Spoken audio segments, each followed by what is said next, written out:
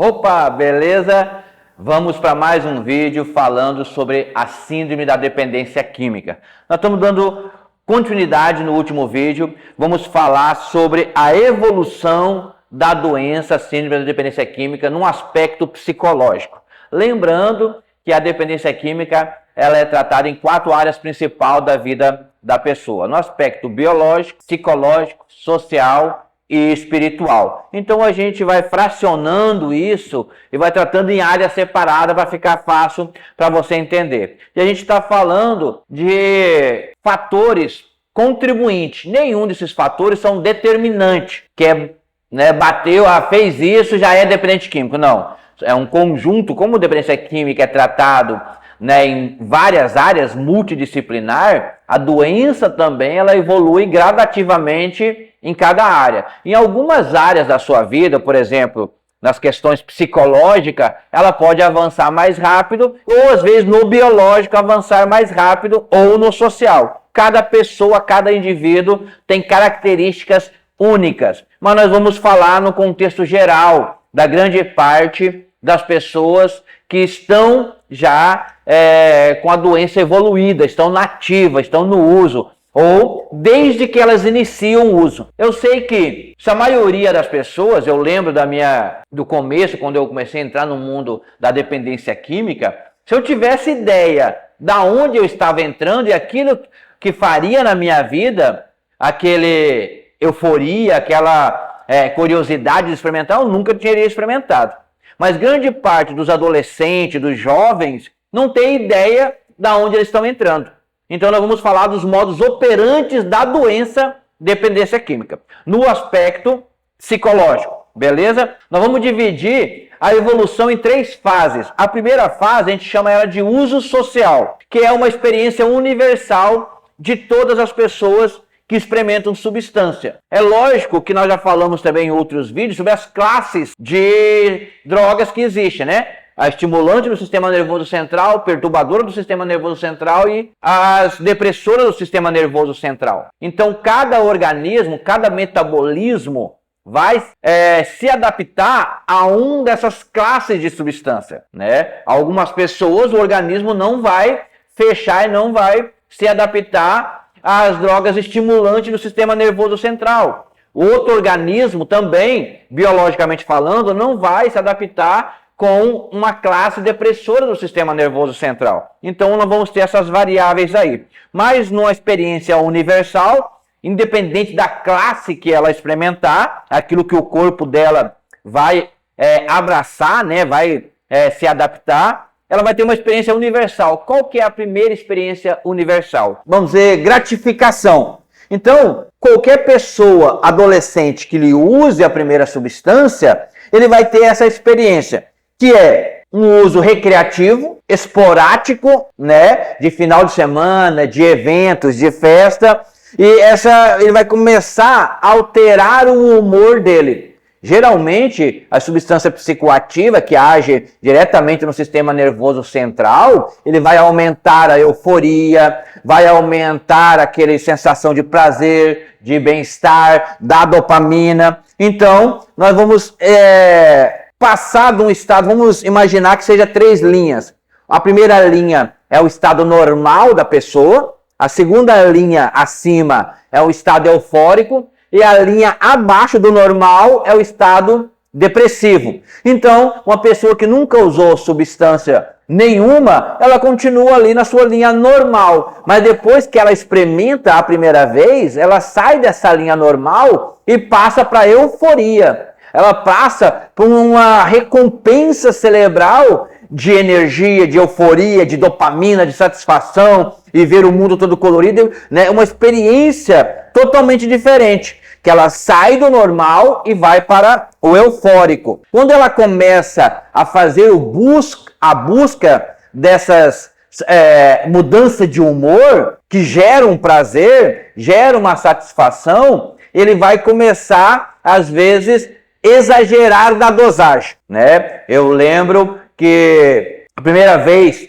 que eu consumi bebida alcoólica em grande quantidade, porque eu não tinha noção de como isso ia reagir no meu organismo, e principalmente, né, bebidas consideráveis mais suaves, mas como pega uma pessoa que não tem nenhum tipo de tolerância àquela substância, porque o corpo não é acostumado ainda com aquela substância, principalmente bebida doce, né? O vinho doce, o suco gummy, que é uma bebida de coquetel misturado com açúcar, e com suco e com bebida alcoólica. Então você fica mascarado o álcool ali dentro e a pessoa não tem uma ideia de quanto já está no seu organismo e acaba bebendo excessivamente e então vai ocasionar a primeira ressaca, né? O primeiro porre, que é o corpo realmente sentindo uma quantidade exagerada no organismo. Então ele vai ter a primeira ressaca, seja ela qual substância for. Mas, devido à ressaca, a experiência emocional e positiva e gratificante que aquela pessoa teve antes de sentir no outro dia a ressaca, ficou marcada. Nós já falamos, né, biologicamente de predisposição genética. Então, essas experiências universais, ela vai variar também de característica genética de cada indivíduo. Ou seja, se um jovem, uma criança, um adolescente tem hiperatividade. É uma criança muito acelerada, muito hiperativa, não fala, não fica parado, e ela começa a ir em ambientes sociais, aonde as pessoas conseguem manter-se mais calmos, sem tanta aceleração, automaticamente ela vai ficar um pouco mais isolada, ou logo ela vai se tornar incômodo, né? Existe um palavreado mais antigo aí, né, que a gente chamava pentelho, uma pessoa que incomoda muito, fica futicando um, cutucando o outro, incomodando o outro. Então ele se torna uma pessoa inconveniente naquele ambiente. Se ele experimenta uma classe de substância depressora do sistema nervoso central, que é o álcool, que é também a cannabis, né, derivado da cannabis, que é a maconha, o haxixe, que vai desacelerar ele, vai deprimir todo o sistema nervoso central, vai ter menos atividade neural, então ele sai dessa linha acelerada, né, da hiperatividade e desce para uma linha normal. Então isso manda um sinalizador para a mente dele, como se fosse um remédio que acalmou ele, que desacelerou ele. E ele vai conseguir se relacionar, ele não vai incomodar, não vai ser inconveniente, ele vai conseguir trocar ideia, conversar com as pessoas que estão naquele ambiente, naquela festa, naquela reunião, ou de qualquer outro lugar onde esteja consumindo. Automaticamente é um sinalizador positivo para o organismo dele. Se é um sinalizador positivo para o organismo, ele vai querer buscar novamente. E aí, além desse sinalizador positivo, vai ter também um sinalizador positivo social. Ou seja, os amigos, colegas, as outras pessoas que conheciam o perfil dele de imperativo e viram ele agora mais calmo, mais tranquilo, conseguindo conversar, conseguindo se relacionar, às vezes até dançar naquela festa, ou até se relacionar com alguém, vai dizer, olha rapaz, ontem você estava de boa, você estava tranquilo, ontem você ficou tranquilo na festa, parabéns, pô, bacana. Aquela aprovação social dos colegas e dos outros também se torna um sinalizador. Ele fala, rapaz, esse negocinho é bom, me deixou mais tranquilo, me deixou mais calmo, eu quero de novo. Na próxima festa, eu vou buscar de novo. Nós estamos falando de uma primeira fase inicial, aonde eu sei que, às vezes, o que eu falo acaba, vamos dizer assim, sendo um pouco estranho para a maioria das pessoas. Eu encontro com algumas famílias e aí eu falo, olha, usar droga é muito bom. Por quê? Porque quando você começa a usar droga, ela vai ter as partes positivas. Porque senão ninguém viciaria se não tivesse nada positivo. O problema é que ela vai desenvolvendo a compulsividade, você vai buscando continuamente, a ponto de você perder o controle da sua vida. Então esses primeiros sinalizadores, eles são positivos. E a pessoa vai querer buscar de novo. Então, às vezes, a hipocrisia da sociedade fala, não use droga, não fume maconha, não beba, porque é uma coisa ruim. A pessoa experimenta a primeira vez, tem um resultado positivo, ele fala, olha, por que minha mãe falou que era ruim? É tão bom isso. Nossa, me senti tão leve, consegui me enturmar. Ah, eles não querem que eu faça isso. Aí, né, cada um tem a sua percepção e sua história de vida. Mas, no modo geral, a primeira experiência, ela é positiva e gratificante. Depois disso, nós vemos o quê? Quando ele busca novamente o uso, a gente já falou também em outros vídeos, né, sobre os 3 animais, mas aqui vai ficar bem explícito como ele teve essa primeira experiência. E aí, nessa primeira experiência, geralmente, como ele não tem tolerância, ele vai usar doses menores, igual eu comentei no vídeo passado. Então, como ele é novo e o corpo não está acostumado com aquela substância, talvez uma latinha só de cerveja já vai ser o suficiente. Mas o continuar buscando isso a todo final de semana, o corpo vai começar a acostumar com aquilo lá. E ele vai aumentar as dosagens, vai aumentar a quantidade para ter o mesmo resultado. Então, vai ser mais comum ele estar já nesses eventos, nessas festas, no meio desse grupo social, já alterado o seu humor, e junto com a alteração do humor, o excesso de euforia, o excesso de energia, vai levar ele a começar a fazer as gracinhas, as primeiras palhaçadas, que é muito bem representada pelo animal do macaquinho, que é a primeira fase. Então, na primeira fase, tudo é lindo, tudo é alegria, porque o adolescente, o jovem, não tem a mínima ideia de onde ele está entrando. Tanto que aquilo é perigoso. Então, ele é representado por esse animal até nas próprias ressacas. Às vezes, cai no meio da festa, perde a roupa, cai no banheiro, vomita, e no outro dia ainda conta isso como se fosse vantagem. Nossa, eu fiquei muito doido ontem, cheguei a vomitar, cheguei a passar mal. Ou seja, representado por um animal que tudo vira graça, tudo é palhaçada. Nisso aí, também, profissionalmente ou até academicamente, a primeira sensação que aumenta a produtividade. Se a pessoa consome uma substância estimulante do sistema nervoso central, cocaína, anfetamina e outros remédios repositores de humor também, ele vai ter uma potencialização da sua energia. O coração vai bater mais rápido, vai ter mais circulação sanguínea, automaticamente vai ter mais atividade neural, sinapses nervosas disparando. Ou seja, essa euforia e essa aceleração vai gerar um sentimento dele de potencialização.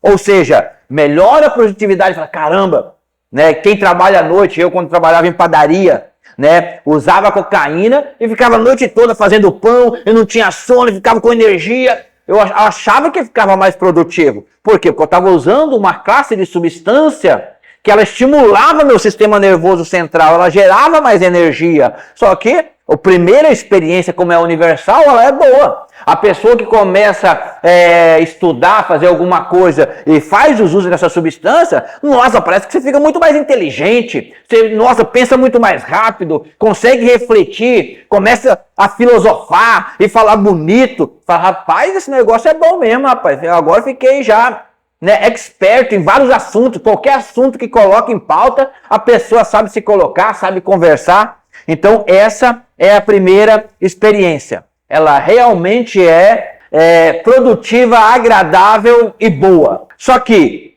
a evolução da doença no aspecto psicológico, nós vamos para a segunda fase. Porque aqui ainda não se instalou a dependência, mas agora na segunda fase começa a instalação da dependência química. Então aquilo que na primeira fase era um uso universal experimental, na segunda fase ele desenvolve uma tolerância à dependência química. Ou seja, antes ele usava numa festa, num aniversário, no final do mês, num pagamento. Agora ele começa a usar todo final de semana, ele começa a buscar. Ou seja, na primeira fase eu estava normal e hoje eu quero curtir. E aí buscava a euforia da substância, cada um com a sua classe de preferência. Um o álcool, outro a maconha, outro a cocaína, ou as anfetaminas, droga sintética, né? Que é o êxtase, o LSD, cada um na sua classe. Mas todos buscavam sair do normal e alterar o seu humor. Só que na segunda fase, quando a doença começa a se instalar, aí muda essa classe. Por quê? Porque agora, quando ele começa o dia, ele já não começa o dia normal, porque o corpo dele já se acostumou com a substância. Já começa o dia naquela linha de baixo. Triste, o dia sem graça, não vamos dizer que é a doença, a depressão, mas tudo está cinzento. Então ele começa agora a querer sair e buscar essa mudança de humor dessa parte depressiva para chegar no normal. Então a pessoa que vai desenvolvendo a dependência química, ele levanta o dia e fala, nossa, eu preciso fumar umzinho para começar o dia. Por quê? Ué, antes não, antes ele queria fumar um para curtir. Agora já nem está ligado mais à curtição. Está ligado de ter uma vida normal. E a vida normal já está ligada em substância. Ou seja, se eu não tenho a substância, porque a doença já está começando a ditar a vida dele. Então o normal para ele já não tem mais sentido. Então, desde que ele começa o dia, ou seja, agora eu já quero usar já na quarta-feira, no dia de futebol, depois já quero usar na quinta, depois eu uso já quinta, sexta e sábado, e depois quando eu vejo eu estou usando toda semana, e quando eu vejo eu estou querendo buscar de manhã cedo já fazer o uso, ou continuar no uso o tempo que der. Nessa fase, antes era uma ressaca ou outra que acontecia, mas nessa fase as ressacas são frequentes e aí começam os primeiros lapsos de memória. Começa também uma alta ilusão do que a pessoa, não, eu gosto disso mesmo, eu curto fazer o uso mesmo. E nessa fase começa, às vezes, por que esses pequenos lapsos de memória?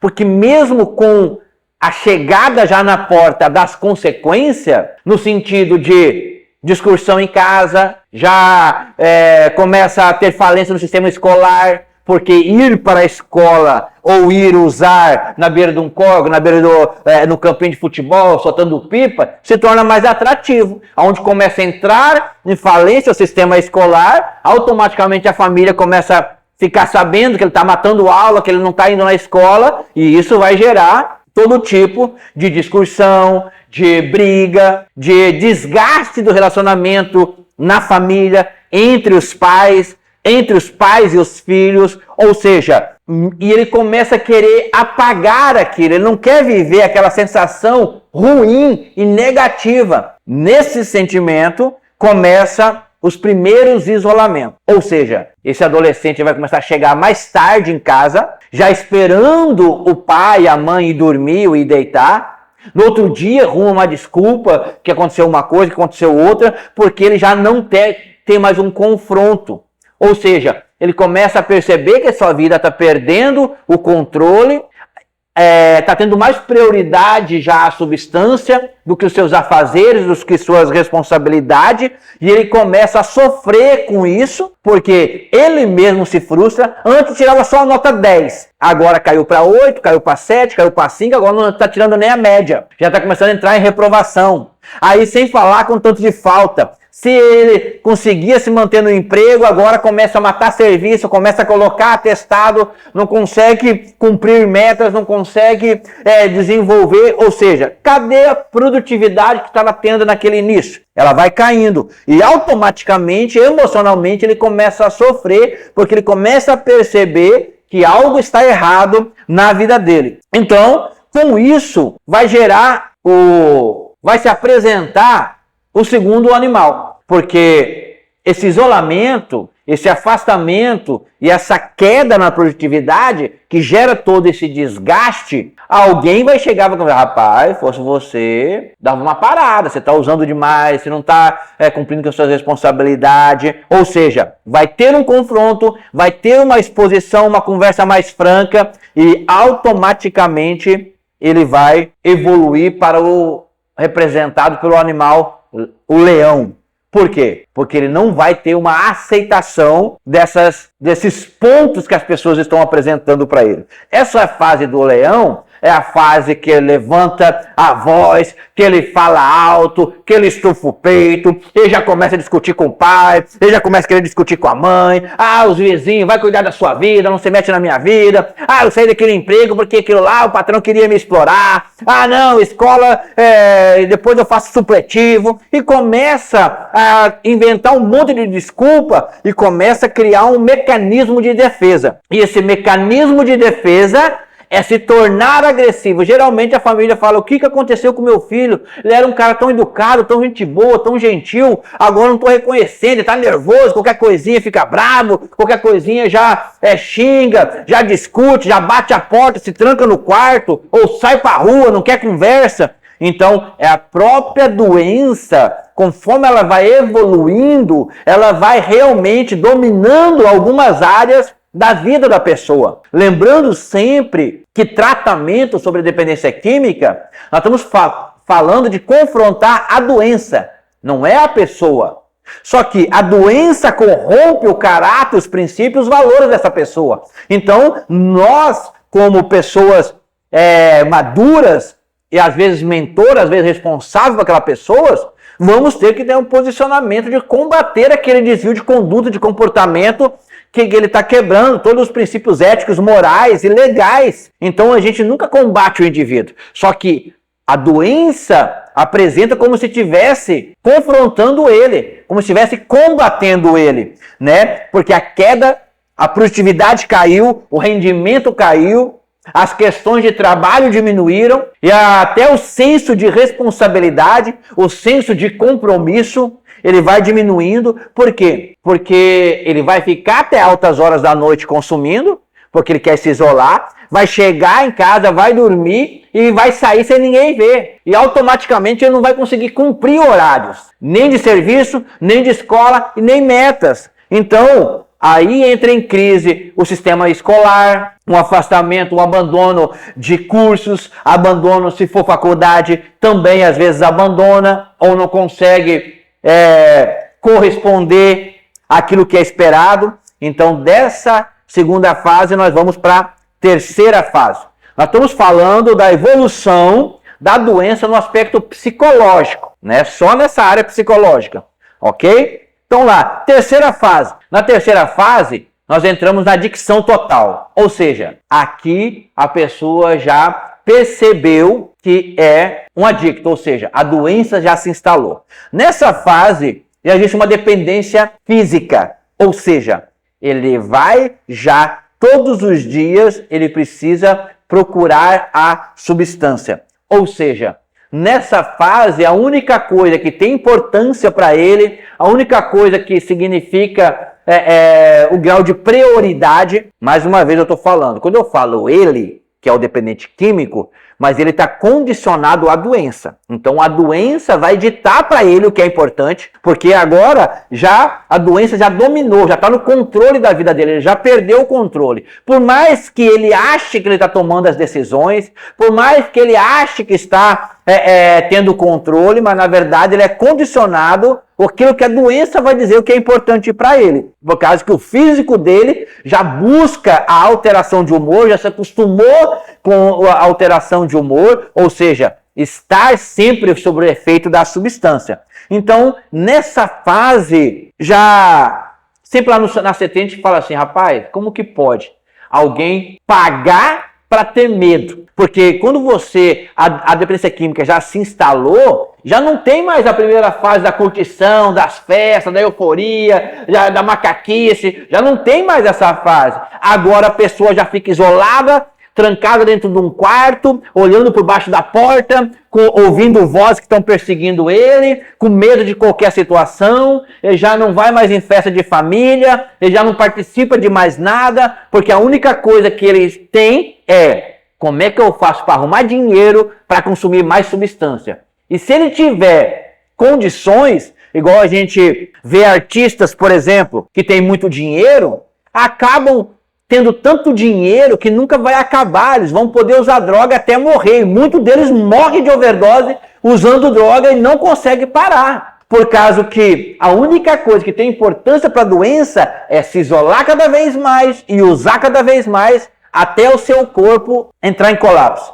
Por isso que a dependência química ela é crônica, progressiva e fatal. Ela vai entrar até o seu corpo todo entrar em colapso. Nessa fase, não tem mais euforia, não tem mais estado normal. O estado sempre é depressivo. Por quê? É doloroso também para a pessoa ela fazer uma análise pessoal e olhar, caramba, todos os meus amigos, meus primos estão evoluindo, estão formando família, estão adquirindo coisas, estão montando seus negócios, e eu tenho a mesma idade deles e estou aqui ainda, vivendo na casa do pai, da mãe, não tenho nada, tudo que eu ganho, tudo que eu tinha, tudo que eu conquistei foi para usar a substância. Ou seja, imagina o sentimento de frustração dessa pessoa com ela mesma. Esse sentimento, ninguém bate no peito, como eu estou feliz por ser um usuário, por estar na dependência, por não ter nada, por não ter ninguém, por ter magoado pessoas, ter perdido oportunidades em grandes empresas. Ninguém fica feliz com isso. Então o estado sempre é um estado depressivo. Sempre ele vai estar em depressão, sempre ele vai estar triste, sempre ele vai estar com o escudo armado, atacando pessoas. Por quê? Porque lá dentro dele, quando ele para e pensa e fala, meu Deus, o que eu estou fazendo com a minha vida? Só que a doença já dominou de tal forma que esses flashes de sanidade, de consciência, são muito rápidos. Quando ele tem esses flashes, rapidamente ele não quer ficar sentindo aquela dor emocional da frustração, da decepção com ele mesmo. O que ele quer? Ele quer o remedinho dele de novo, que é a substância. E ele vai buscar novamente. Ou seja, nesse ponto, ele já tem um embotamento afetivo, depressão, a autoestima já está lá embaixo. Por quê? Porque já não tem mais cuidado com a saúde, já ele não quer mais nem falar com ninguém, nem ouvir ninguém. O isolamento se tornou quase regra na vida dele. Ou seja, já deve numa esquina, já deve em outra esquina, já deve pro tio, já deve pra prima, já deve pro patrão. Ou seja, ele vive sempre andando escondido, e quanto menos as pessoas vê ele, melhor é para ele. Por isso que a maioria dos dependentes químicos começam a andar e sair só nas madrugadas. Por quê? Porque ele não vai encontrar com essas pessoas na madrugada, né? E o cuidado com a saúde, com a autoestima só vai caindo, porque não tem dinheiro, não tem recurso. Quando pega um recurso, ele não vai lá comprar uma roupa boa para ele andar, ele não vai fazer um corte de cabelo bom, ele não vai comprar um perfume bom, ou um relógio, ou qualquer outra coisa. Porque a única coisa que ele está condicionado é buscar usar mais substância. E com isso ele está olhando no espelho e está vendo que os dentes estão ficando feios, que a pele já está feia, está ficando velho, está emagrecendo, está dando hematoma no corpo, está cabeludo, barbudo. Quando ele se olha, ele não quer se ver. E aí então é representado por um outro animal, que é nessa fase da adicção total, da entrega já à doença, onde ela já dominou o indivíduo, anulou todo o indivíduo. Agora só a doença que aparece é representada pelo porco. Por quê? Porque ele não tem cuidado mais com a higiene, não é prioridade dele mais andar limpinho, não é prioridade, ele toma um banho, mas toma um banho de manhã. Mas se ele sair, andar a noite toda e aí aparecer uma substância, aparecer alguma coisa, ele vai do jeito que tá para qualquer lugar. Ele não está preocupado se está sujo, se está limpo, se está descalço, se está com o pé rachado, se não está com o pé rachado. E aí, como ele sabe que aquela situação dele é degradante, é feia, e ele mesmo reconhece isso, o segundo sentimento é, se tiver boné, abaixar o boné no rosto, para não olhar no olho de ninguém, e andar só olhando para baixo. Por quê?